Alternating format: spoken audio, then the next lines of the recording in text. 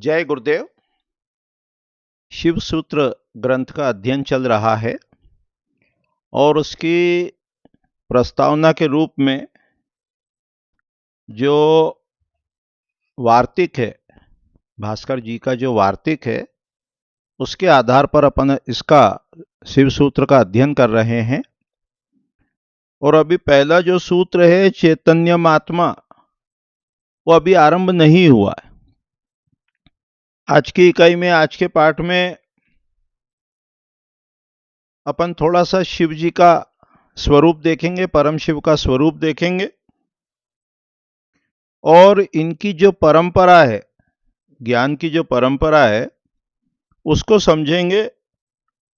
और जिस समय ये शिव सूत्र वसुगुप्त जी को प्राप्त हुए, उस समय की आवश्यकता को भी देखने का, समझने का प्रयास करेंगे। इस वार्तिक के अनुसार, जो भास्कर जी का वार्तिक है, उसके अनुसार इन विषयों को समझने का प्रयास करेंगे। तो सबसे पहले जो मंगलाचरण के रूप में भगवान शिव को नमस्कार किया है, तो उसमें कहा है जो सदा प्रकाशमान रहने वाली अपनी ही आभा के प्रस्फुटन से अपने मूल स्वरूप को छिपा लेते हैं, ऐसे परिपूर्ण अद्वितीय विशुद्ध चेतन स्वरूप वाले भगवान शिव को नमस्कार हो। भगवान शिव कैसे हैं कि उनकी अपनी जो स्वयं की चैतन्य शक्ति है, जो प्रकाशमान है, जो स्वातंत्र है, वो उसमें इतना तेज प्रकाश है कि उस प्रकाश से स्वयं वो शिव का जो स्वरूप है वो ढक सा जाता है। जब बहुत तेज प्रकाश हो, लाइट हो, तो उस प्रकाश और लाइट में यदि तीव्रता बहुत अधिक हो, तो उसका जो सोर्स है उस प्रकाश का, वो भी उसमें छिप सा जाता है। तो ऐसा जो शिव का स्वरूप है, जो कि परिपूर्ण है, अद्वितीय है और शुद्ध है, एकदम विशुद्ध है, ऐसा जो चैतन्य स्वरूप वाले भगवान शिव हैं, उनको हम नमस्कार करते हैं, अपनी जो सीमित अहमता है उनके चरणों में समर्पित करते हैं। अब परंपरा का आरंभ करते हुए कहते हैं कि प्राचीन समय में महादेव पर्वत पर वसुगुप्त नामक जो आचार्य थे, उनको स्वप्न में आदेश हुआ भगवान शिव का, और वो फिर वसुगुप्त जगने पर उस पर्वत पर गए, महादेवगिरी पर्वत पर, और वहां उनको वो शिला मिली, पत्थर मिला, चट्टान मिली, और उनको जो वहां शिव सूत्र लिखे हुए थे, 77 शिव सूत्र, उन शिव सूत्र का ज्ञान उन्होंने अपने शिष्य कल्लट को दिया। फिर कल्लट ने वो ज्ञान आगे अपने शिष्यों को प्रदान किया और उन्होंने, या अपने वसुगुप्त जी ने, स्पंद सूत्र की रचना की। उसके आगे उसी ज्ञान को आगे बढ़ाते हुए उन्होंने अपने मामा के पुत्र यानी अपने भाई को, प्रद्युम्न भट्ट को दिया। उससे यह ज्ञान श्री प्रज्ञा अर्जुन को प्राप्त हुआ और उन्होंने महादेव भट्ट को वो ज्ञान दिया और उन्होंने ये ज्ञान फिर श्रीकंठ भट्ट को प्रदान किया। और इस प्रकार से ये ज्ञान जो है परंपरा के अंतर्गत दिवाकर के पुत्र भास्कर को प्राप्त हुआ।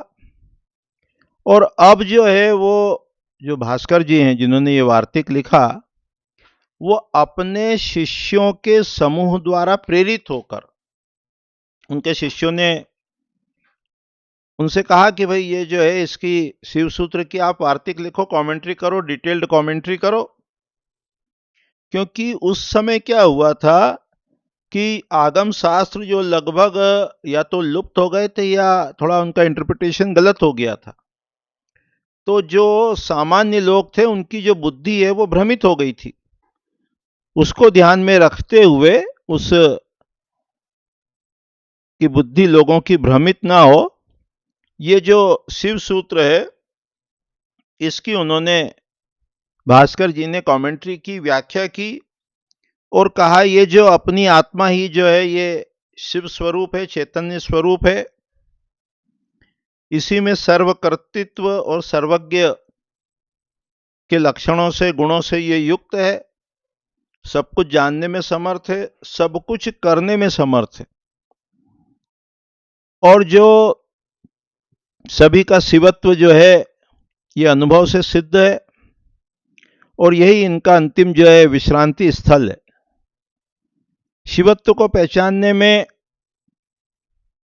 व्यवहार काल में, दैनिक जीवन में, हर पल वस्तुओं आदि की रचना करने में जो चेतना की स्वतंत्रता है वही इसका लक्षण है। प्रत्येक क्षण आप स्वतंत्र हो अपने कार्य को निष्पादित करने में। आपकी बगैर सहमति से, बगैर अनुमति से कोई भी कार्य संपन्न नहीं होता है। जाने में, अनजाने में, कहीं ना कहीं सूक्ष्म रूप से आपकी उसमें स्वीकृति शामिल है। अब इस ज्ञान को, शिव सूत्र के ज्ञान को, केवल जो शुद्ध चित्त वाले व्यक्ति हैं वही समझ सकते हैं। ये इसका एक तरह से ज्ञान अर्जित करने के लिए चित्त जो है उसका निर्मल होना, शुद्ध होना वो आवश्यक है। चित्त में यदि इंप्योरिटीज है तो भी वो दिक्कत आएगी। चित्त यदि अशांत है तो भी दिक्कत आएगी। तो चित्त शांत हो, स्थिर हो, प्रसन्न हो, एकाग्र हो।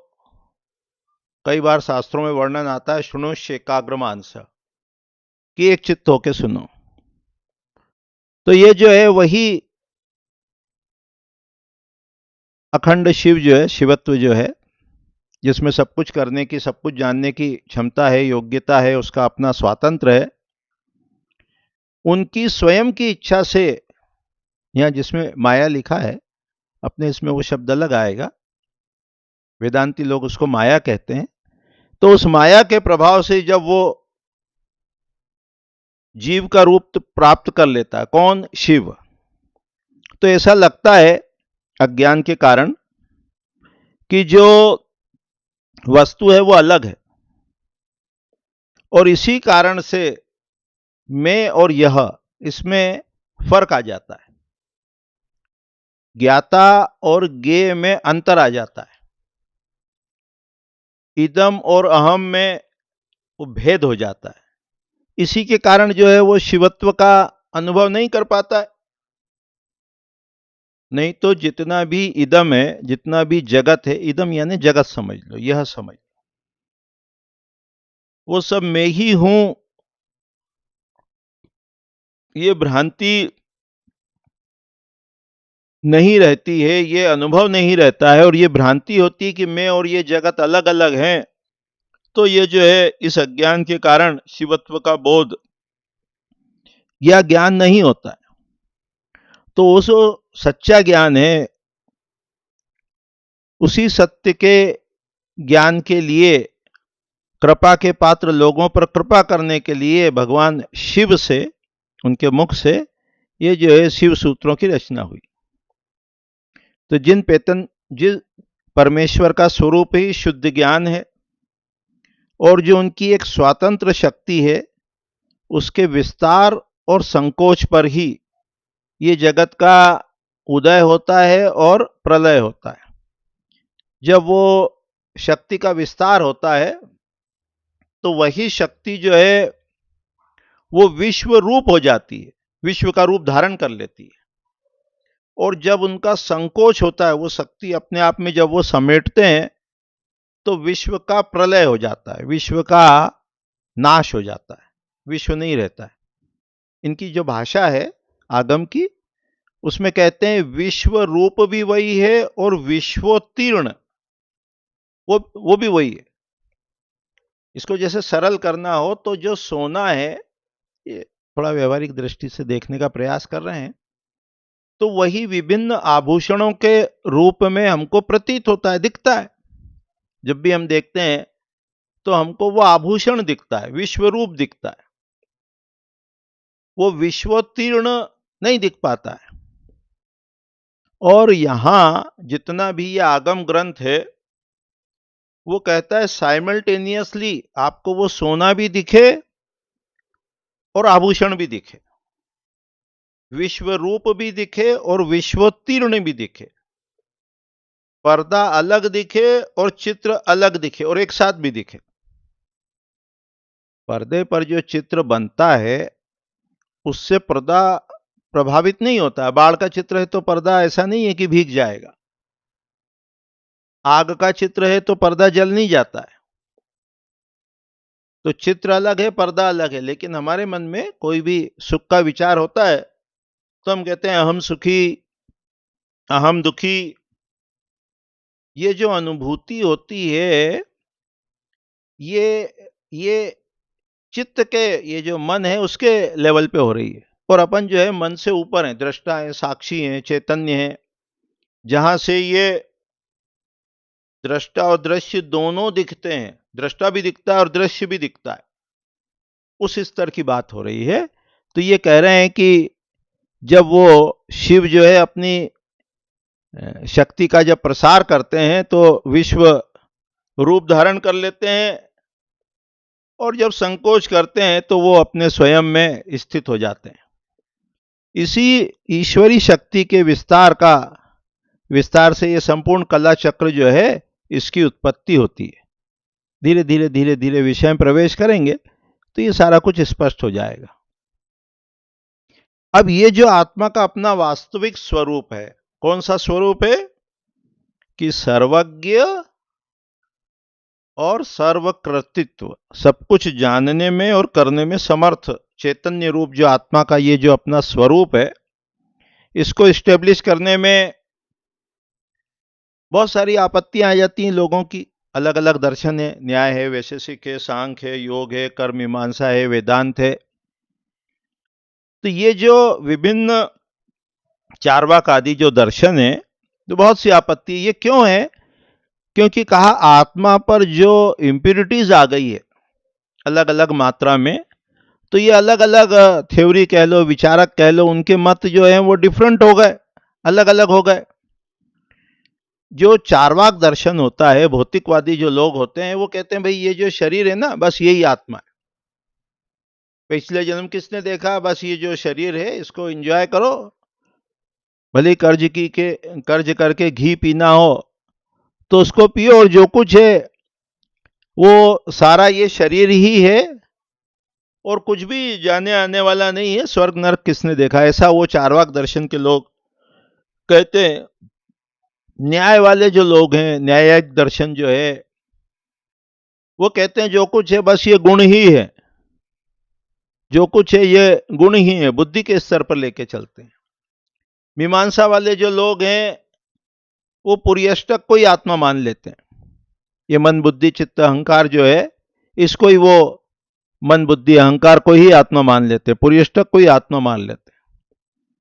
बौद्ध दर्शन के लोग कहते हैं जो कंटिन्यूअस फ्लो ऑफ कॉन्शियसनेस जो है, ये जो ज्ञान का निरंतर प्रवाह जो है, ये आत्मा है, ऐसा मानते हैं वो लोग। दूसरे दर्शन वाले कुछ और मानते हैं। उसके जो वेद वाले हैं वो जो आत्मा को ब्रह्म के रूप से मानते हैं और माया को अलग मानते हैं, वो ब्रह्म में कोई शक्ति नहीं मानते, माया अलग मानते हैं। डिफरेंस केवल इतना ही है, माया शक्ति को वो मानते हैं, लेकिन माया शक्ति चिति शक्ति वो ब्रह्म का अपना स्वातंत्र है, ये नहीं मानते। तो ऐसे शून्यवादी ये जो दर्शन है, ये जो पांच रात्र वाले आगम है, वो अव्यक्त प्रकृति को आत्मा मानते हैं। सांख्य दर्शन वाले वो दृष्टा ही मानते हैं पुरुष को, वो सारा खेल प्रकृति के अलग है। कुछ जो शब्द ब्रह्म सदाशिव तक मानते हैं। इसमें क्या है? 36 तत्व हैं, 36 तत्व परम शिव से लेके 36 तत्व हैं। उनकी चर्चा करेंगे आगामी किसी पाठ में, लेक्चर में करेंगे। तो उसमें जो अलग अलग स्तर हैं, जैसे ये जब वो निवृत्ति कला आएगी, है ना, ये पंच महाभूत आएंगे, भौतिक शरीर आएगा, तो कुछ लोग वो भौतिक शरीर को मान लेंगे, कुछ लोग उससे ऊपर दृष्टा को मान लेंगे, कुछ उससे ऊपर पुरुष को मान लेंगे, कुछ उससे ऊपर, है ना, नीचे बुद्धि को मान लेंगे। इस तरह अलग अलग लेवल पे लोग रुक जाते हैं, दर्शन रुक जाते हैं। तो यहां जो है वो सर्वोच्च लेवल वो परम शिव का बताया है। क्या कहते हैं? लेकिन ये जो त्रिक दर्शन है, ये जो त्रिक दर्शन है, इसको और डिटेल में देखेंगे। उसमें जो ज्ञानी आत्मा को विश्वोत्तीर्ण और विश्वमय, ये दोनों रूप में जानते हैं। संपूर्ण जगत भी वही है और संपूर्ण जगत से परे भी वही है। वो जो सर्वशक्तिमान है, सर्वज्ञ है, सर्वकृतित्व है, वही लीला के रूप में, प्रसार के रूप में जब अपनी स्वातंत्र शक्ति को फैलाता है तो वही विश्व रूप हो जाता है। और वही जब अपनी स्वातंत्र शक्ति को समेटता है, अपने स्वरूप की तरफ लाता है, तो वही विश्वोत्तीर्ण हो जाता है। इस प्रकार का ये जो अपना दर्शन है, फिलॉसफी है, जिसको अपन स्टडी करने वाले हैं, इसी को शिव सूत्र कहा गया है। तो ये जितने भी लिमिटेड कह लो, अज्ञानपूर्ण मत कह लो, उसके जो विचारक हैं, उनके कारण जो भ्रम उत्पन्न हो गया, उसके लिए ही भगवान शिव ने इन शिव सूत्रों की रचना की। तो धीरे धीरे धीरे क्रमशः अपन ये देखेंगे कि कैसे ही वो विश्व रूप भी है और विश्वोत्तीर्ण भी है, और वो आप ही हो। ये जितनी बड़ी आपका नॉलेज है, ज्ञान है, उतनी बड़ी आपकी दुनिया है, उतनी बड़ी आपकी सृष्टि है। और जो कुछ भी होता है वो सब आपकी सहमति से होता है, नोइंगली अननोइंगली, ये बात अलग है। और जैसे जैसे जैसे जैसे आप अपने शुद्ध स्वरूप को जानते जाओगे, मल जो है, विक्षेप जो है, वो आवरण जो है वो हट जाएंगे, पंचकंचुक जो हट जाएंगे, तो आप अपने मूल स्वरूप में स्थित हो जाओगे। तो आज इतने ही कह के वाणी को विराम देते हैं। अपन इस वार्तिक के माध्यम से शिव सूत्रों का अध्ययन कर रहे हैं, और अब पहला सूत्र आगामी पाठ में संभवतः आएगा, जो कि ये चैतन्यम आत्मा। आत्मा को समझेंगे और उसके पश्चात जो बंधन है, उस बंधन का मूल कारण क्या है, उसको भी दूसरे कारिका में, सूत्र में देखने का प्रयास करेंगे। आज इतना ही कह के वाणी को विराम देते हैं। जय गुरुदेव, जय गुरु।